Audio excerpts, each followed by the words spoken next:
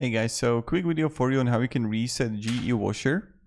So how to reset it. Unplug the washer for 1 minute, and then you just want to plug the washer back and lift and lower the lid 6 times within 12 seconds period.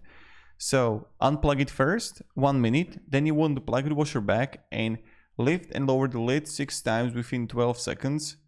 And that's for washer hydrowave motor. But if you're gonna have the GE washer with the timer control knob, so unplug the washer or shut the washer circuit breaker, turn the knob off around in a clockwise direction once, bring it back to any position other than the final spin setting, and restore the power.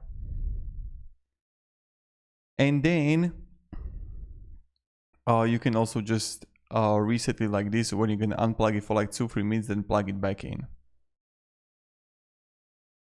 So yeah, have a great day and goodbye.